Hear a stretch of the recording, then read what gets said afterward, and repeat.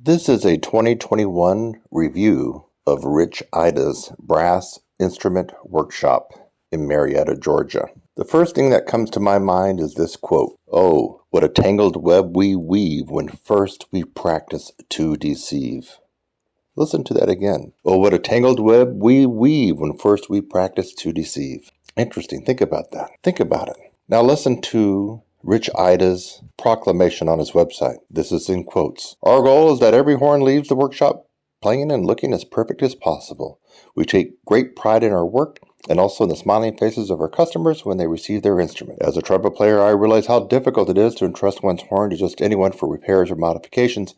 I pledge to you my absolute best effort honed over 45 years as a brass repairman. I will listen carefully, make suggestions, and share the knowledge I have acquired during that time to help you put your instrument in a condition that will enhance its performance and make you proud to display it. Rich Ita." Now one more time. Oh, what a tangled web we weave when first we practice to deceive. How can you practice to deceive somebody? That's a very easy answer. You simply overpromise and underdeliver. You simply mislead that person. And trust me, if you overpromise and underdeliver, and you mislead that person, and you cause that person to rely on something that is not true, you will definitely deceive them, as is what happened to me in my interaction with Rich Ita's Brass Instrument Workshop in Marietta, Georgia. You know, it's been a long time since I did a critical review of a business, critical of different people, but most of that is counterpunching, people that say a bunch of crap and then I have to counterpunch. As far as being on the offensive, the last time I did a critical review was with the horrible Mouthpiece Express organization. I think we're going back over 4 years. In fact, I'll put a link down there in the description of Mouthpiece Express, and kind of like deja vu. I mean, all over.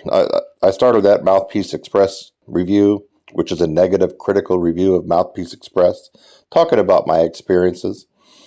And I left a couple comments and some blogs, and I got some nasty comments from some of their cronies and some of those those crazy little funny faces and things like that, and they're all laughing. Guess who's not laughing anymore?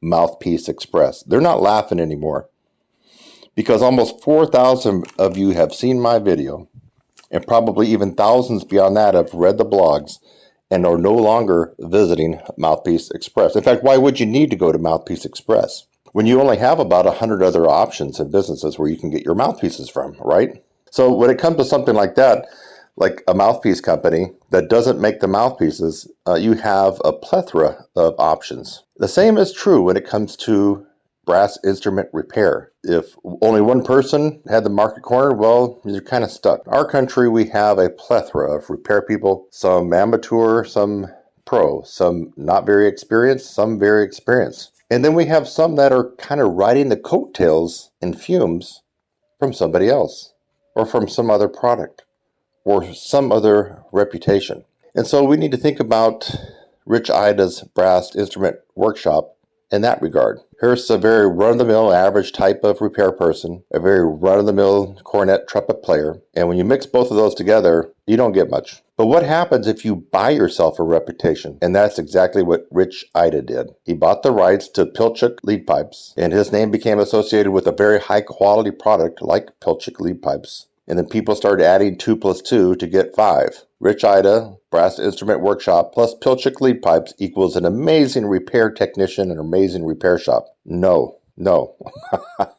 In dealing with repair people all my life, though, I've been around the block, but I bet I've been around the block a lot more than Rich has because he's not a player. He hasn't been involved in all the things that I have. In fact, usually repair people, I mean, who wakes up when you're in third grade and saying, "Mommy, I want to be a brass instrument repair person"? Who does that? Nobody on the planet as a kid dreams of being a brass instrument repair technician. What happens is you dream of being a fantastic trumpet or cornet player, and when you can't make it, you start switching to option 2. For a lot of those people, it's teaching, or it's doing band repair, or it's working at Best Buy during the day. And that's what happened with Rich Ita. You won't find any fantastic playing videos of Rich Ita, and that's why we're talking about him today in the capacity of a repair person. So humdrum. I mean, he was a gopher for Reynolds Schilke and some others.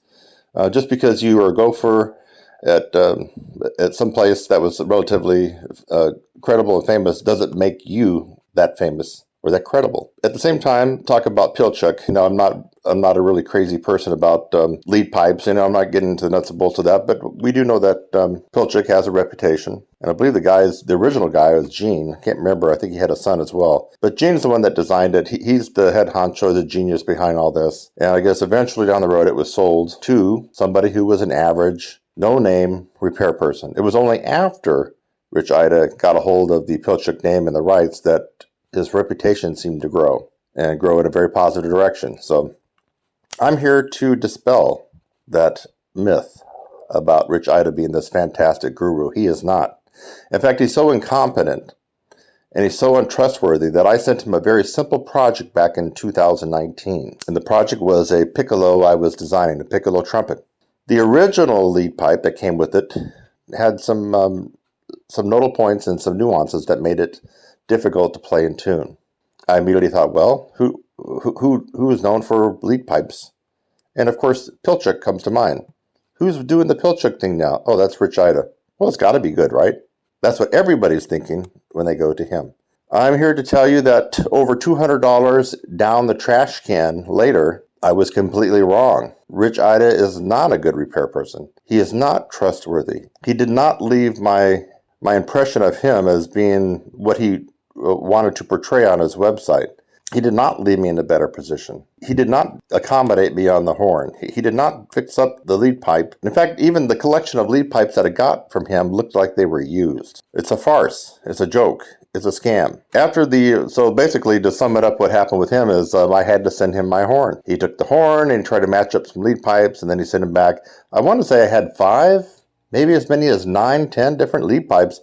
All of them were trash. All of them were horrible. In fact, the Chinese lead pipe that came with it was better than everything he came up with. Can you imagine that? Think about that. The Chinese trumpet lead pipe was better than all the stuff that Rich Ita could come up with the Pilczuck system. That's hard to believe, isn't it? Yet it's true. If it wasn't true, I doubt you and I'd be talking right now. Think about that. Let that sink in.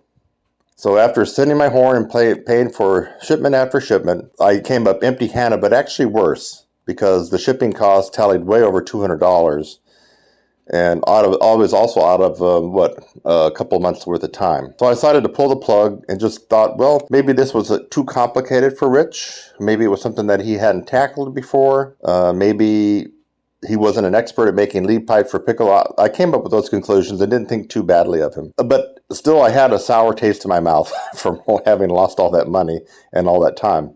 Now, recently, I tried to contact him again about my Claude Gordon bench trumpet. So here, we're not dealing with a Chinese instrument. We're dealing with a tried and true 1979 Claude Gordon bench trumpet. I've been doing different things to make it a better horn. I contacted him and no response. I left a voicemail, no response. I sent him an email, no response. Now, so unbeknownst to Rich, I put out some decent words about him. I mean, I wasn't trying to trash him or anything at that point. Although, like I mentioned, he had left a very bad taste in my mouth. And so it was during this time that I was also trying to contact him. And so he wasn't responding. And anyway, I finally called him, and he gave me this long sob story about that he had health problems and this. Well, we all have health problems. In fact, all of us end up having health problems. All of us end up dying. Okay? So I don't like it when people give me crazy, stupid excuses like that. Or I'm too busy, or I'm too tired, or my health. I don't want to hear that. I emailed my other student, and I said, did you ever make any contact with Rich? Because he's really been giving me the runaround. And she goes, oh yeah, he contacted me right away. And in fact, mentioned there was a couple of different mutes I could order, and like, well, what's going on here? After a couple of weeks, I sent an email to Rich. Now this is about a month after. This is in 2021. I said, hey, I was trying to make some modifications with my 79 CG Benj trumpet. I said, you were going to send me some lead pipes, but here it is coming up on a month later. I never got anything from you. He, with a kind of a sharp and angry tone, he goes, we've been busy. And it goes, I told you I had health problems. And I'm like, well, okay, you have health problems, yet I think you've been helping out some of my students. He didn't say anything. And I said, well, so what's the deal on this, the lead pipe? Or you can't send them out to me? He goes, yes, but I'm not sure we have those in stock. He goes, we're going to send them out. And if we don't send them out, we're going to give you a call. Now, I mentioned before in a blog that Rich Ita's bedside manner leaves a lot to be desired. He's not a very happy person. He's not a very friendly person. And glib, is that a definition or adjective to describe him? I don't know if I would say glib. Glum, there we go. Glum. Deadpan. Flat. These are all words I would describe his delivery. Yeah, that's it. That's it right there. I wouldn't say sarcastic. He's just deadpan and flat. Anyway, I never got a call from him. He really dropped the ball. In fact, when I added it all up, I thought, wait a minute. If he's doing this with somebody at my level, somebody with a huge media following, and I don't think most of you understand that most of my media following is not at YouTube, where I do have almost 15,000 subscribers, but I do have tens of thousands of people on my email roster collected over the years, thousands and thousands at Facebook, thousands and thousands, tens of thousands. Really, it comes close to 100,000. So I don't really think he understood the ramifications or the impact that his intransigent and incompetence would actually have. He will shortly. This is my review, Kurt Thompson's review, Trumpet Sizzle's review of the horrible interaction I had with Rich Ita. When I look back at it now, I regret not being more, I guess, frank, more Donald Trump-like with some of my students, and just telling them, hey, I had a pretty bad experience with the guy. Cost me a lot of money. I ended up holding an empty bag, and you probably shouldn't use this guy. I mean, I probably should have been more Donald Trump-like with this individual. Talking about him, but I didn't. I just thought I would give him the benefit of the doubt. But after this last time, that really was a nail in the coffin. It really was a nail in the coffin. And number two, you have time to kill, and you're listening also to the sound of my voice. Number three, you don't have a lot of money to burn or throw on the toilet. And that's also why I made this nice and long and detailed. And so after getting done with this, you can make your own choice about Rich Ita and his brass instrument workshop. My opinion is you take away the Pilczuck product and no one's ever heard of Rich Ita. Okay? You take away that Pilczuck lead pipe deal, and who's Rich Ita? No one's ever heard of him. He doesn't have any good reviews. He's just a big zero, a nothing. And that's a repair technician. Forget about the player. We all know that there's no player aspect really to this guy at all. Are there other brass instrument workshops in the U.S. that you could send your item to? There are. Are there other trumpet repair people that you could visit that might actually be friendly and do what you want them to do? There are. So that's why I'm making this review. There are other options out there. There are other people out there. There are other shops out there that likely could do what you need to have done without crawling through broken glass with Rich Ita and his brass instrument workshop. You know, the whole vibe and feeling I got working with Rich is that he was doing me a favor, that I was way down at the bottom of the totem pole and he was way up at the top, and he was doing me a favor. In reality, in the real world, it's actually the reverse of that. As a repair person, you are not high up on the ladder when it comes to the music world. You are not. The recap of my review with Rich Ita and his brass instrument workshop for trumpet repair, trombone repair, and other repairs, cornet repair, and custom work is I do not recommend you using Rich Ita and his services, and I think you could go elsewhere and do better.